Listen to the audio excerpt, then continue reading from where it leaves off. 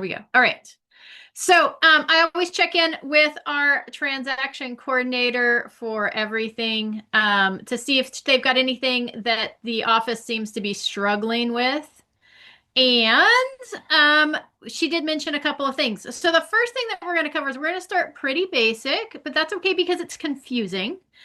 So we're going to talk about the addendum and the amendment. So one is an AD form, one is an AEA form. History behind this: 5 years ago, there was no amendment. There was just an addendum. So we used addendums for everything. So how this works is we have a signed agreement. Once the agreement is signed, anything that we want to change or clarify goes on another document. Okay, so we've got a signed agreement. Now we want to change something or we want to clarify. We use another form. Used to be an addendum. It's now, depending on what you want to be doing, depends on which form you're going to use. Okay, so this is a good lesson because I actually get this question all the time. And more than getting this question all the time, I have seen transactions, especially with agents from other offices, that always send over the wrong form. And then I'm constantly asking them to complete the correct form so that we can either accept it or reject it or make the change as requested. Why is it important that we use the right form? So there's two forms. There's an addendum here and there's an amendment. So the addendum versus an amendment, the actual title to the amendment form is the AEA form, which is the amendment to the existing agreement. Now, if you can see, this was such a problem that last June, they actually verified this on this form, that this isn't used to change an agreement. Okay, so once something's signed, that's an agreement. We don't change agreements with this addendum form. The addendum is just for clarification. So how would we use an addendum?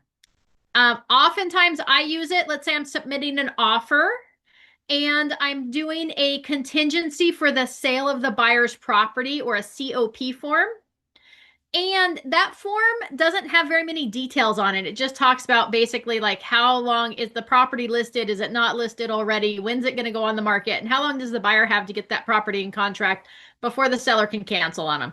That's the basis behind the COP form. So it doesn't have a lot of details on it. So if I want to make sure that some of the details about my buyer's property gets translated to the seller that we're making the offer on, I will do an addendum to the COP form and outline: here's when the property is going to hit the market. Here's where we're pricing that property. Here's what we're expecting as far as marketing or open houses. Here's how we're going to get this property in contract in the time that we specified in that COP form. And here's why we think it will go in the contract. I clarify that on the addendum rather than just sending it as part of the email, because just because I send something to the other agent as part of the email, it doesn't mean that the agent's actually going to take that information and present it with our offer to their seller. So I'm trying to build my case for why the seller should accept the offer on the addendum. I'm clarifying some things. Some other things that you may use an addendum for would be like, oh, whoops, we put street instead of drive on the purchase agreement. Now we want to clarify that, and just, it's not changing the agreement. It's not changing the terms. It's just clarifying the address or correcting the spelling of the seller's name, or we're correcting the APN number, right? We're just clarifying something that goes on the addendum. So first part of the addendum is number. At the top, we put a number on there. These are going to be sequential. So every addendum, regardless of who submits it, whether it's the buyer side or the seller side, it gets the next number. So if buyer submits addendum, that gets addendum 1. The next addendum becomes addendum 2, so we can keep them all straight. Then we're going to talk about, it's part of the purchase agreement or whatever other form it's attached to. The second box there is residential lease or a rental agreement, month-to-month rental agreement. The third box is other. So we can do it like if I were going to do it to the COP, I would check this box here and put contingency for sale of buyer's property, or COP form. The date here is the date that was on the form that we referenced. So like for our purchase agreement, it has a date in the upper left-hand corner of the first page of the purchase agreement. That's the date that goes on this line here. Then make sure you put the full property address there, street, city, state, zip. Okay. And then the full buyer's names and seller's names. Okay. And then that's just the top section. Form use notes. Again, this had so much confusion around it. They did clarify. This form is intended to be used in a buyer seller or tenant housing provider transaction. So this form here is not an addendum for my buyer broker agreement. It's not an addendum for a listing agreement. This one is intended to be used. There's a separate form for that. Okay. This one's between the buyer and the seller, this regular addendum. So there's another form called ADMGEN, generic, right? That one's the one we would use for all other scenarios. Okay, a change or addition to a previously provided seller property questionnaire, real estate transfer disclosure statement, or other disclosure may be made on an amendment to prior disclosure. That's an APD form. Okay, and it may give buyer the right to rescind. Okay, so just heads up on that. So we don't do changes to the SPQ or changes to the TDS. Seller forgot to disclose something. Maybe now as part of the transaction, somebody threw a ball through the window of the property and broke the window. And now seller's like, oh, window's broken. I need to disclose that to the buyer. We're not going to do that on the addendum. We're going to do that on an APD form. Any changes to those previously filled out forms. Seller disclosure forms. Okay. And when it talks about may give buyer the right to rescind, per our purchase agreement, we have a time period that we get to review our SPQ and our TDS, our seller required disclosures. Okay. If the seller makes additional material disclosures after that time period has passed, okay, buyer gets more time to review that information and decide if they want to proceed forward or not. Okay, so new disclosures. Generally speaking, it's 5 additional days because most of our forms are presented electronically. So that gives the buyer 5 days from the date of that notification to review that information and decide if they're going to move forward or not. Even if they've already removed their contingency, you can find this all in the purchase agreement. Or if it's hand delivered, then they get 3 days. Okay, hand delivered versus electronically. To change, okay, and then also here form use notes number 2 is to change the terms of an already executed agreement. Use the agreement to the existing or amendment to the existing agreement, the AEA form. So this is really just for clarification purposes. And if you're going to ask me, okay, Amy, I submitted an offer to the seller. They haven't accepted it yet. We're talking about making some changes. Okay. How do I go about doing that? I would say ultimately the best way to do that is we don't have a accepted agreement yet. So we wouldn't use an amendment to an existing agreement because we don't have agreement yet. Not everybody signed it. So then it becomes, do I use an addendum to change those terms or would I use like a counter offer? I would probably recommend submitting a counter offer. It's going to be a buyer counter offer number 1, even though the buyer made the offer. Now the buyer's making a counter offer. That's probably how I would go about doing it. The other option is just to rewrite the whole offer and resubmit it. That makes it a little cleaner, a little easier to follow. The other option is, hey, seller, absolutely, I think my buyer will agree to that. Why don't you send it over to us in a counter offer, right? So lots of options there that you can do. But this addendum is just for clarification. I give you some examples of how I would use it. But that's, you just fill it out here. Keep in mind here that anytime I'm referencing something specific, I'm gonna cite that form and that line number or item number in this form. Otherwise, if I'm just clarifying like, hey, here's all the basis of my buyer's contingency for the sale of their property, of how we're going to get it marketed, why we think this property is a hot commodity, how we're going to get it sold in the time that we allowed, that just goes on here. Okay. No clarification necessary. Any questions about the addendum? Okay. Moving right along to our AEA. So this is our amendment of the existing agreement. Okay, this one also gets numbered. These should always be sequential. The first one, no matter who submits it, is 1. The next one, no matter who submits it, is 2, and so on and so forth. The top of this form, exactly the same as the last. It defaults to the purchase agreement. You can select the residential lease or other. You're going to put the date of whatever that form is. If the form that you're citing at the top doesn't have a printed date of when it was created, on the first page or the upper corner of any of those documents, you would go off the date that it was signed. And if it's not signed, well, it should be signed. It doesn't matter because this is an existing agreement, so something should be signed. So you're referencing something here that's already signed. I don't know why my screen keeps fading and coming back. I'm sorry. Property, it's probably because I have too many windows open. Property, same idea here. Put the full address on there, full buyer's names, full seller's names. And then here we're going to state the terms that we're asking to be changed. Okay, this is a request. This is a, hey, I know we agreed to this, but now I'm asking for a change.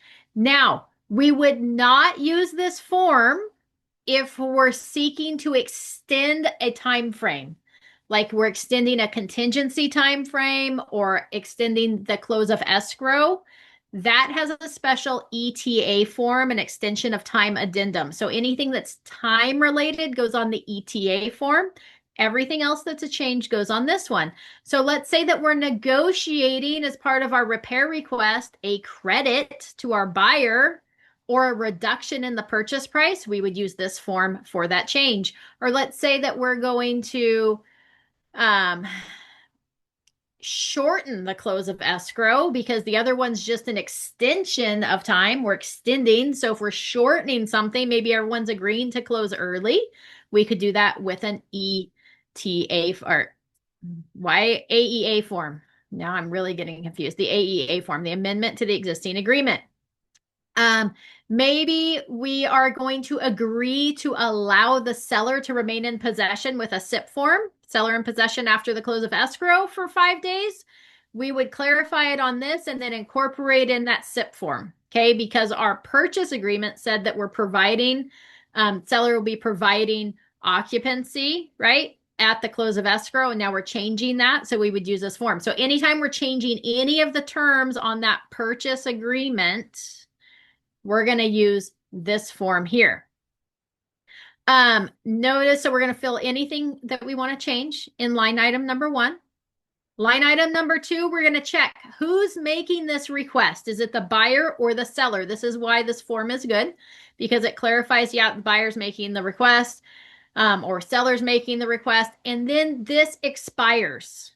Okay, so it has an expiration. So the proposes, right? Either the buyer or the seller proposes this amendment of existing agreement terms, which may be withdrawn by the party initiating the proposed amendment at any time prior to acceptance and shall be deemed revoked unless by 5 p.m. on the 3rd day after it's signed by the initiating party. This proposed addendum is signed by the other party and a copy of the amendment is delivered to the initiating party. So, right? So if our buyer's initiating this, the default is that once I sign this, the buyer signs, it's going to automatically expire after 3 days at 5 p.m. So if I sign it or my buyer signs it today at 11:15, we have tomorrow. This is day 0. So Saturday is day 1, Sunday is day 2, Monday is day 3. So it expires on Monday at 5 p.m. You can change that. You can shorten that time period. You can lengthen that time period by just using these little lines right here. You'd fill in a time and a date there. Okay. So that's how you would change that. Buyer signs here. Notice when I check this box for buyer at the top, it automatically checks the buyer's boxes on number 2. That's where the buyer's going to sign. And then the 3 is where the other party signs. If I check the seller's box, it changes those boxes to be the seller checked and then the buyer checked. Okay, it automatically does that for you. So you can't change these boxes down here. Okay, so seller initiates, they sign the top section. Section 3, the foregoing terms and conditions amending the existing agreement are hereby accepted, and the undersigned agrees to the above terms and conditions and acknowledges receipt of a copy of this amendment of existing agreement terms. Upon acceptance, this amendment shall be deemed incorporated into the agreement, and then the other party signs there. Now, if let's say the seller proposes something and the buyer says, absolutely no way, we're not doing that. They don't have to accept. They would then reject it down here in the box. Okay, seller makes the offer. Buyer says no. Buyer's going to initial here on these lines saying that the amendment was not accepted by the buyer, tenant, seller, housing provider on blank date. They're going to put in the date there. Okay, so we can reject it.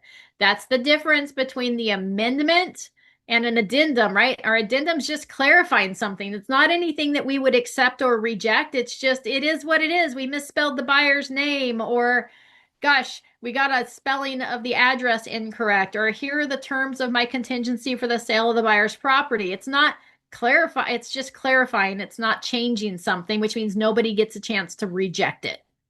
Okay. If it's something that somebody may reject, it's an amendment. Okay. And we give the other party the opportunity to reject or accept those changes. Okay. Any questions about the addendum or the amendment or how you would use them?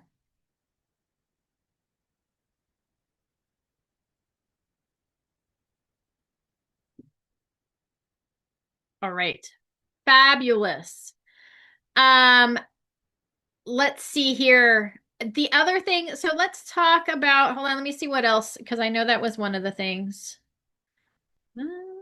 Let me see what else. I know what one of the other ones was. Oh, something that was brought up as well. We're just going to go in the forms. I'll add it in.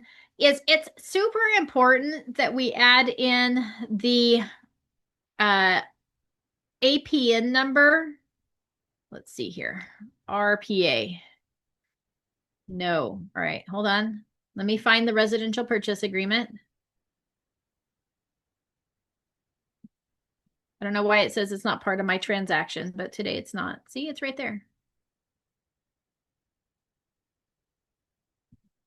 All right, let's try this again.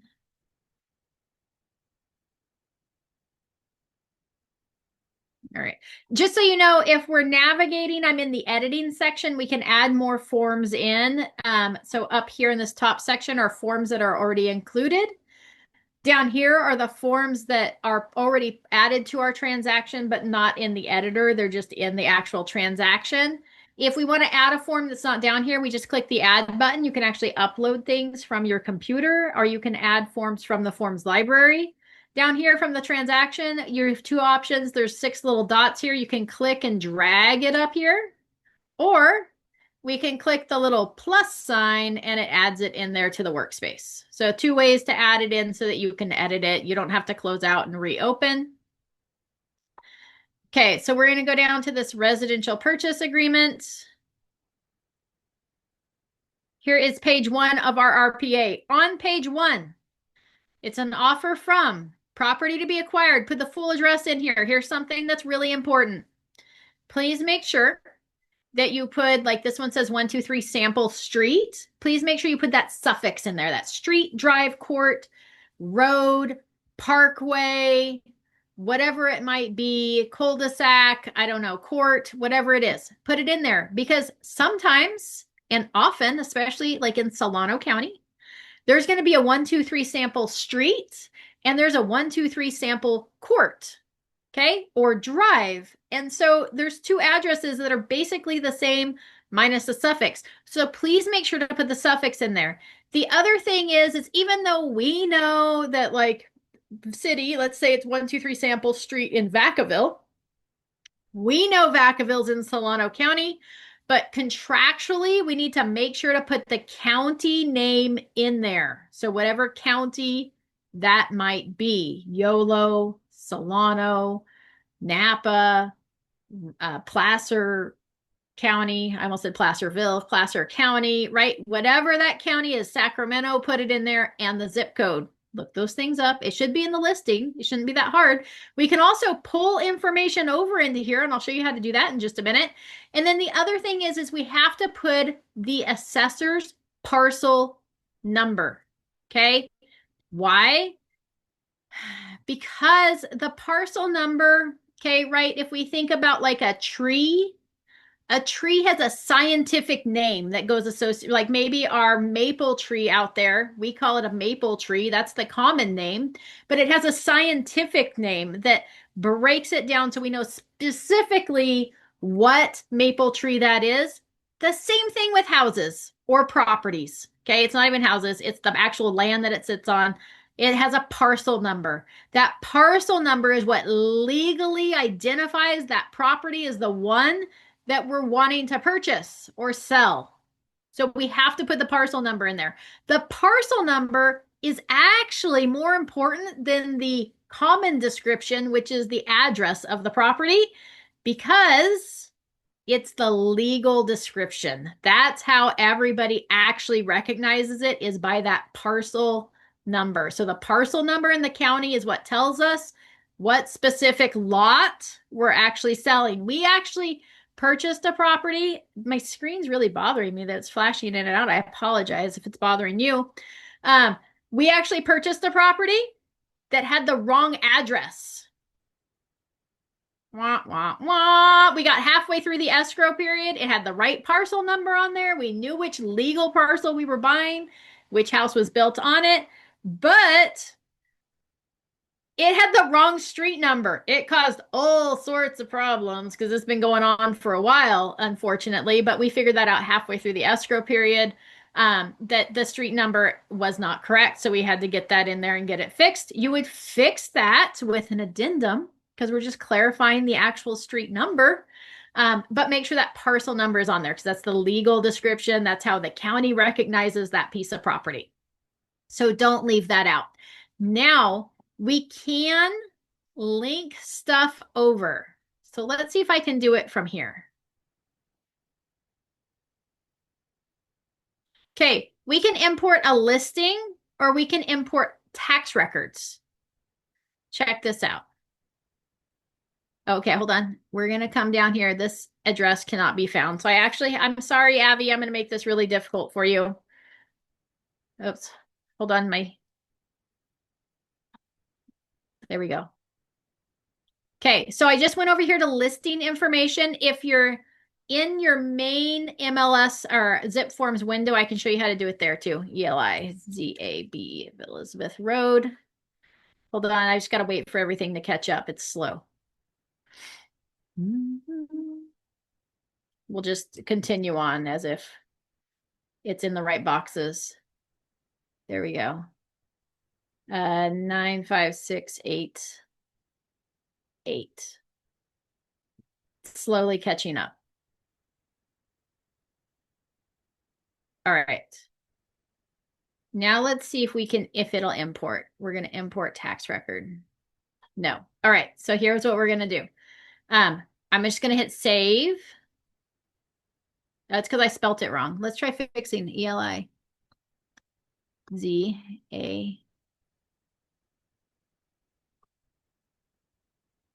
Eventually I'll get it correct. Let's see if we try this. ELI. I think that's how you spell Elizabeth. Let's try again. Oh, there we go. Okay, so when you spell it correctly, it's amazing what happens. So here, right? So it's got all this information, the parcel numbers in there. That's that legal description. Okay, we can go seller one. See, it gives us choices here of, hey, how's the name supposed to be? So we can select that, and then it gives us more options here. Okay. And then, oh, because that gives us seller two. We don't want a seller two. Let's delete that. All right. I could probably copy that over to seller one if you know the correct name, but it gives you whoever's on tax records. I'm going to click this box here for replace existing data and hit import. And now what it's going to do is see it automatically pulled over that parcel number, the county information, all that in there already. So just listing information. You can also search by MLS number.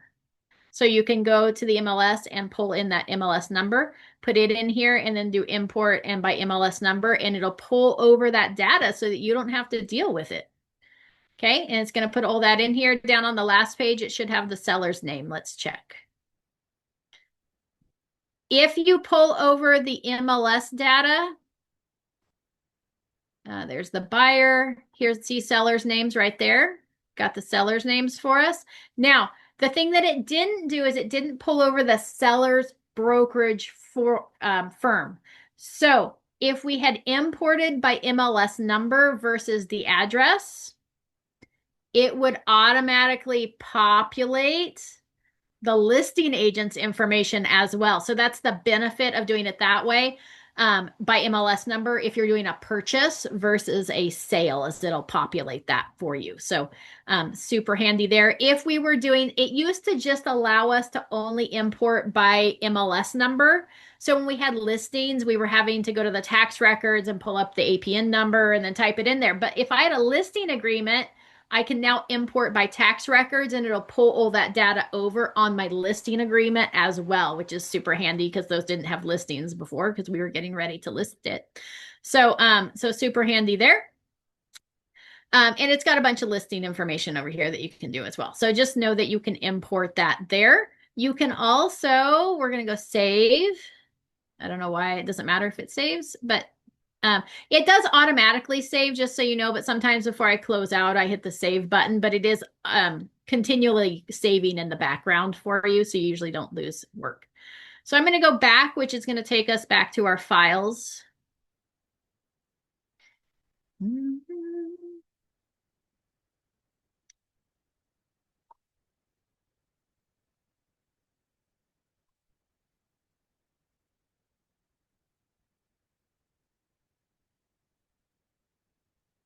We're going to wait patiently.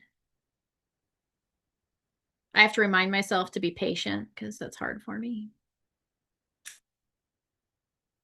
All right, so we're back inside that file. So from here, just know once it loads,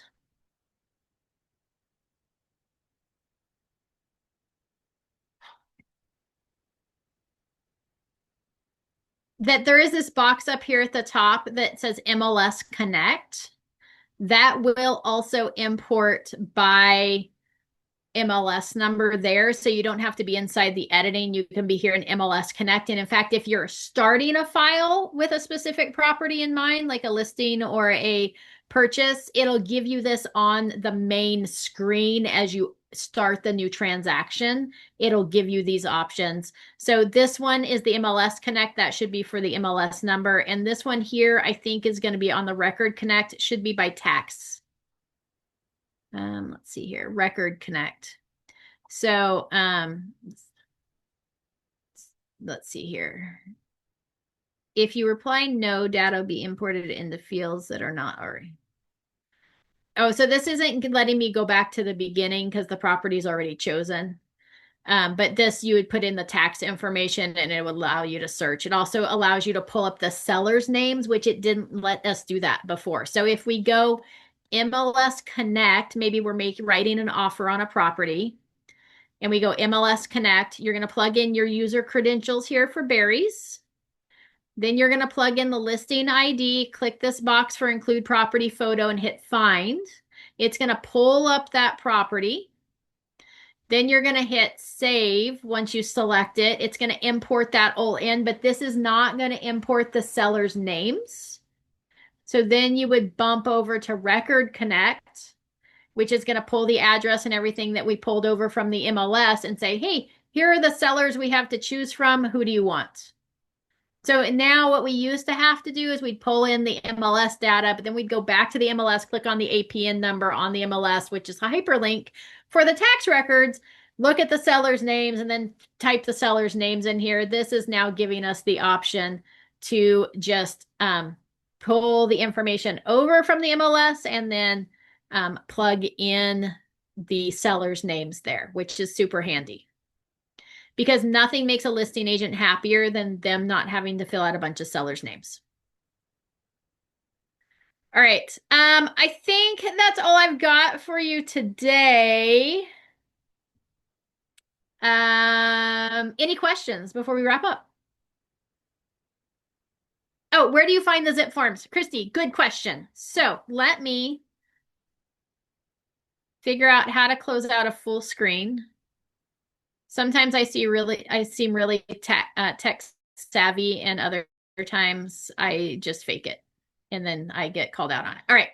So to get for zip forms, there we go. Sorry. Let's see here. I think you should still be able to see the screen. You're going to go to car.org, car.org. That's our, hold on. It says I'm paused. Fake it. That's right. Let's see here. Let's try resume. There we go. Okay. Car.org takes you to the California Association of Realtors page. It's going to look something like this. You're going to look for car member benefits down here. It says transactions. Okay. In the little bubble there, the first bubble. The other place that you can get there is Realtor Secure Transactions. You go either place, or up here on the top toolbar, there's Transaction Center. And from here, you can go Transactions, Realtor Secure Transactions, or Transactions, Zip Form Edition. I think they'll both get you there. We're going to click on that. Here's, yep, transaction, zip form edition, access zip forms.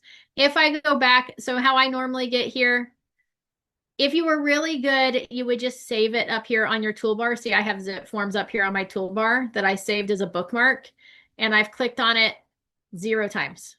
So I usually go car.org and then click this access now. If you're not already logged into your car website, it's going to prompt you to log in. It's going to ask for your credentials, your username and password. You should have those. If you don't, ask Vanessa for help. She'll help you. Then it's going to give me this orange button here that says continue to transactions. That's where we want to go. We're going to click on that. It's going to open up a new window. Let's see what the screen share shows. If you're having problems at this step with getting it to open, if you have your pop-up blocker on, it won't always open appropriately. So you need to take your pop-up blocker off, or go back to that zip forms page, the car.org page. When you clicked on it, it'll show you that it's blocked it if you're using Google Chrome.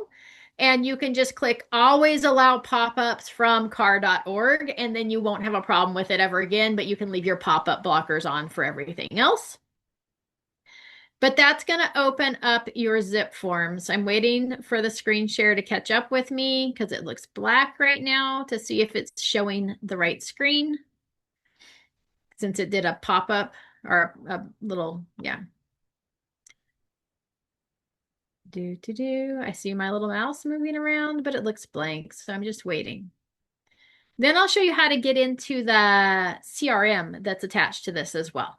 I thought it was going to start just automatically taking us to the new CRM when you logged in once you set it up, but it's not. It takes you to the old, and then you have to log into the new. Okay, hold on. We're going to stop share. I'm going to reshare and see if we can speed the process up here. Give me a second.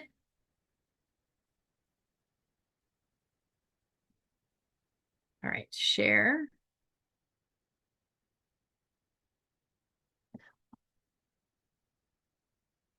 I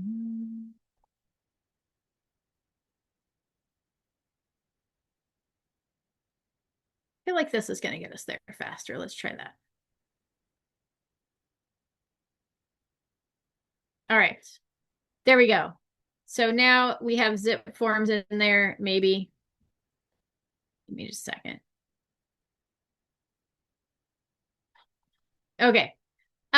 So that's how you get into zip forms. To start a new transaction, if you just wanted to play around, just come up here and click the new button. I would choose if I just want to like mess around with something. Oh, here it's giving you the option. I clicked too many times. Once impatient. Here is create and zip forms, which is this classic transaction. That's where we were working out of today. If we create and transact, that's the CRM section. So if you're like, I'm going to use the CRM section, you could go to create and transact. If you're just creating like a dummy file, I would do it in Transact and I would put myself in there as the dummy client so that I can send myself emails and do different things and see how it looks from that view vantage point. So I would go create new transaction there. So anyways, there's your options there. If we just wanted to access Transact, we come up here where it says zip forms on the top toolbar.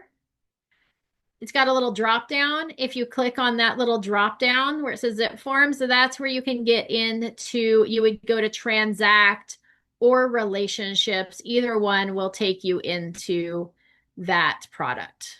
So if we go into relationships,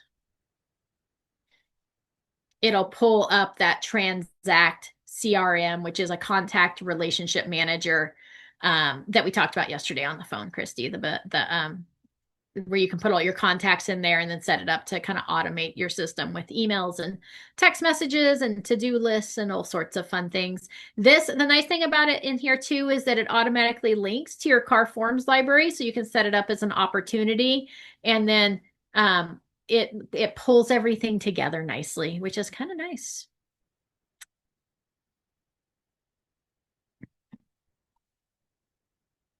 It does have a bunch of training in here too. So like here it's telling me about the workflows, which is the automated such, and you can hit find out more. You can also come up here to the little help button in the upper right hand corner and access their trainings there as well. I think they have like some like live webinars and they also have pre-recorded ones as well. So here you can pull in those opportunities, automations, communicate, calendar, and to-do lists. So ideally you'd plug in all your people into here and you would operate out of here. So if I called somebody today and I'm supposed to touch base with them in 3 months, I would say, hey, create a to-do to follow up with them in 3 months with that date and time in there. And then when that time came, it would pop it up on my to-do list. So in like 2 or 3 months, everything that I do on a daily basis would come out of my CRM system, whichever one you use, whether it's this or OneSuite or Follow Up Boss.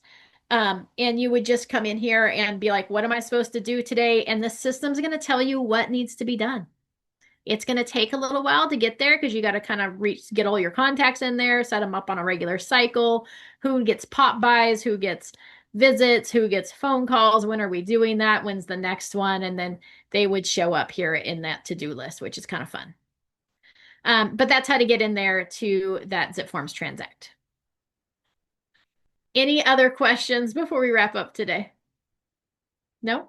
Fabulous. Well, thanks for hopping on today, Christy. I appreciate it.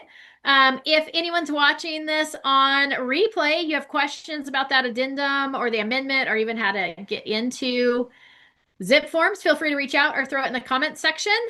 And make sure to like and follow as well. So you can be kept up to date of new trainings as they come available. All right. We'll see you all next week. Remember, on the 5th, next week, Tuesday, 12 o'clock, we have a fabulous Robert Brand. He is an amazing trainer. He teaches us how to stay out of court. So all those little nuances on like things like the AVID and the transfer disclosure, seller disclosure, agent disclosure. He'll talk about some tips and tricks to help you make sure your transaction stays clean and clear and keep you out of court. Wah, wah, wah. All right, we'll see you next week.